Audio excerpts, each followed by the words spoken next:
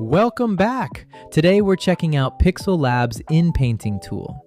This tool lets you select a specific part of an image and tell PixelLab exactly what you want to add, remove, replace, or redesign. We'll use it for portraits, character sprite sheets, clothing, buildings, large environments, and even map creation.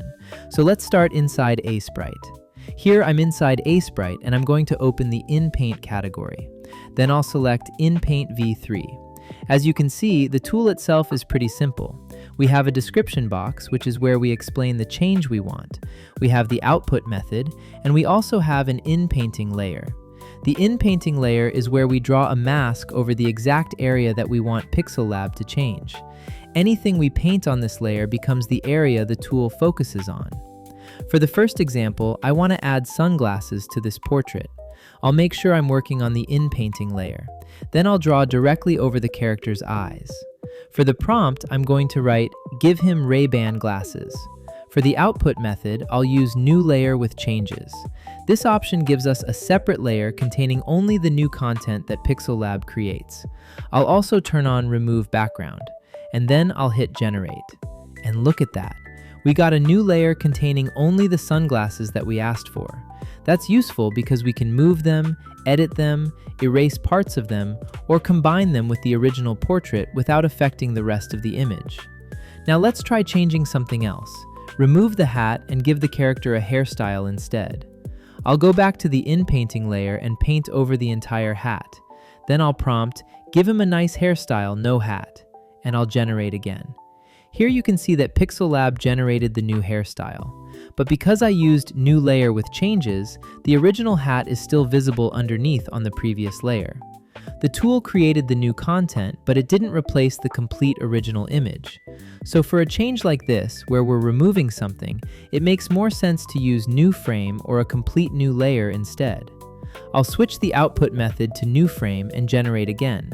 And now we have the complete portrait with the hat removed and the new hairstyle in its place. So the output method you choose depends on the kind of edit you're making. If you're adding an overlay, New Layer with Changes can be really useful. If you're replacing or removing part of the original image, a complete new frame is usually a better option. Another thing you can do with inpainting is edit a full character sprite sheet. Here I have a basic character shown in multiple directions. Instead of editing every frame separately, I can paint over the same area on each direction directly inside the sprite sheet. For this example, I'll paint over the head of each character. Then I'll prompt, "Give the character cool purple spiky anime hair." I'll use New Frame as the output method, and I'll turn on Remove Background. Now let's generate. And look at that. The character now has the new hairstyle across the different directions. Now let's use inpainting for environmental storytelling. Here I have a landscape scene with a house, but the door is completely closed. I want to make the house feel a little more mysterious by opening the doorway and revealing something inside.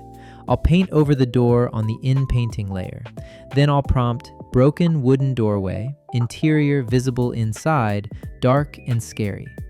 Now let's generate. And look at that. Now the house has an open, damaged entrance with a dark interior behind it.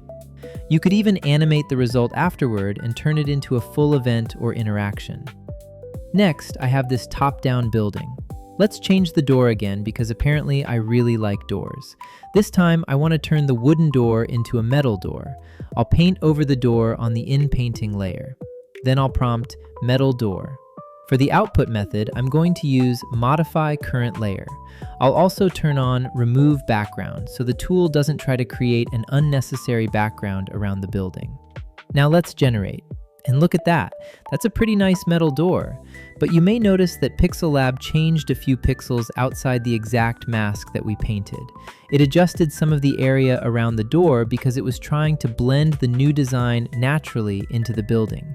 But sometimes you want the tool to stay completely inside the masked area. For that, we can use Crop to Mask. When Crop to Mask is enabled, PixelLab is forced to change only the area inside the mask. It won't modify any of the surrounding pixels. Let's try it. I'll keep the same doorway mask, and I'll prompt Door to Heaven. This time, I'll use New Frame so we can compare the results. Now let's generate. And look at that. The new doorway stays entirely inside the mask. Nothing around the door was changed. Now let's work with a much larger image. This environment is 512 by 256 pixels. Let's say I want to extend the image horizontally and make the canvas 752 by 256. I've added empty space on the side, and now I want PixelLab to continue the scene into that area. If I simply prompt something like another mountain and press generate, the tool won't allow it. That's because the full image is larger than the model's supported editing area. But we don't need to create a new document or manually split the image. There's another option we can use. Here we have Use Selection Tool to select painting area. This lets us select a smaller part of the image that stays within the model's size limits. The model only processes the selected area, while the rest of the document remains untouched. Select a large section that contains part of the original environment and part of the new empty area. It's important to include some of the existing image because PixelLab needs context to understand what it should continue. Then I'll fill the empty side with the Inpainting mask. For the prompt, I'm going to write river, buildings, and garden. I'll make sure Use Selection Tool to select painting area is enabled, and then I'll generate. And look at that. PixelLab extended the environment into the new section and continued the scene with a river, buildings, and a garden. This is a great workflow for expanding backgrounds, maps, landscapes, wallpapers, or large game environments without processing the entire image at once. And like with any generated asset, make sure you inspect the result afterward. Clean up any strange pixels, fix the perspective, adjust the colors, and make sure everything matches your own style and standards. For the final part of the video, let's jump into PixelLab's Map Creator. The Map Creator also includes Inpainting, so I want to make sure you don't miss it. If you already have part of a map built, you can click Inpaint Map and edit specific areas directly inside the map.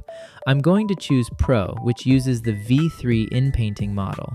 Then I can draw wherever I want a new object or environment detail to appear. For the first example, I'm going to select a larger area. I'll paint over part of the water and a little bit of the grass next to it. Then I'll prompt wooden dock. Now let's generate. And there we go.